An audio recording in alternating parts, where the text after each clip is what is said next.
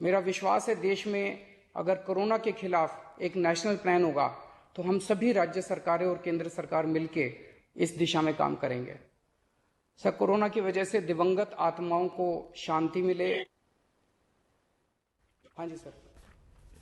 ये हमारी जो परंपरा है, हमारे जो प्रोटोकॉल है, उसके बहुत खिलाफ हो रहा है कि कोई मुख्यमंत्री ऐसी इन हाउस मीटिंग को लाइव टेलीकास्ट करे। ये उचित नहीं है। ये हमने हमेशा संयम पालन करना चाहिए। ठीक है सर, इसका ध्यान रखेंगे आगे से। सर, मैं सभी आत्माओं को शांति मिले जिन जिन लोगों का इस दौरान कोरोना की वजह से जिनका देहांत हो गया, और उनके परिवारों को दुख सहने की शक्ति दे। अगर सर मेरी तरफ से कोई गुस्ताखी हुई है, मैंने कुछ कठोर बोल दिया, मेरे आचरण में कोई गलती है, तो उसके लिए मैं माफ़ी चाहता हूं।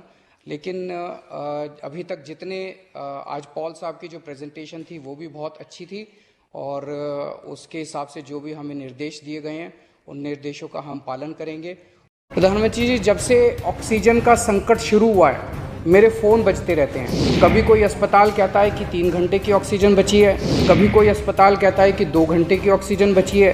हम कारण जानने की कोशिश करते हैं तो पता चलता है कि पीछे किसी राज्य ने दिल्ली के लिए ऑक्सीजन लाने वाले ट्रक को रोक रखा है। अगर दिल्ली में ऑक्सीजन की फैक्ट्री नहीं है तो क्या दिल्ली के 2 करोड़ लोगों को ऑक्सीजन नहीं मिलेगी? जिस राज्य में ऑक्सीजन की फैक्ट्री है, क्या वो दिल्ली की ऑक्सीजन रोक सकते हैं? ऐसे में हम क्या करें? पर सर, मैं आज ये जानना चाहता हूँ कि अगर आज या कल या किसी भी टाइम हमारे दिल्ली के किसी अस्पताल में अगर 1 घंटे की, आधे घंटे की, 2 घंटे की ऑक्सीजन बच जाए और लोगों की मरने की नौबत आ जाए, तो मैं फ़ोन उठा के केंद्र सरकार में किससे बात करूं? सर, मैं ये जानना चाहता हूं कि अगर कोई राज्य दिल्ली के कोटे की ऑक्सीजन का ट्रक रोक ले तो मैं फ़ोन उठा के किससे बात करूं? तुरंत कोई कठोर और सार्थक कदम नहीं उठाया गया तो शायद दिल्ली के अंदर कोई बहुत बड़ी त्रासदी हो सकती है। मैं आपसे मार्गदर्शन चाहता हूं सर, कुछ ही राज्य हैं जहां से मैक्सिमम दिल्ली की ऑक्सीजन आती है और जहां सबसे ज़्यादा हमारे ऑक्सीजन के ट्रक रोके जा रहे हैं। मेरी आपसे विनती है, अगर आप उन राज्यों के मुख्यमंत्री को एक बार बोल दें, फ़ोन कर दें कि हमारे ऑक्सीजन के ट्रक ना रोकें, तो दिल्ली के लोगों को ऑक्सीजन मिल जाएगी। प्रधानमंत्री जी, कोरोना से देश को बचाने के लिए एक नेशनल प्लान बनना चाहिए।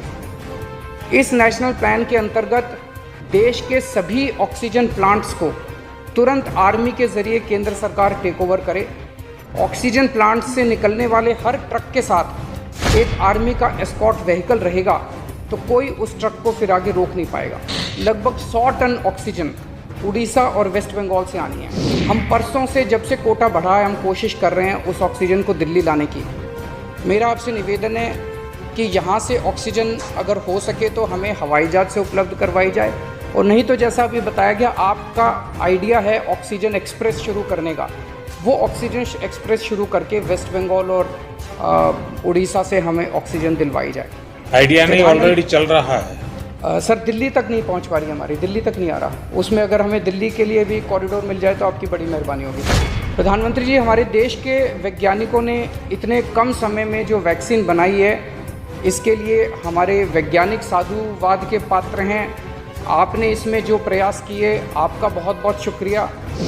अभी सर, केंद्र सरकार ने आदेश जारी किए हैं कि 1 मई से राज्य सरकारें सीधे कोरोना वैक्सीन खरीद सकती हैं। इसके बाद एक वैक्सीन की कंपनी ने अपने रेट जारी किए हैं कि वो केंद्र सरकार को 150 रुपये में और राज्य सरकारों को 400 रुपये में देंगे।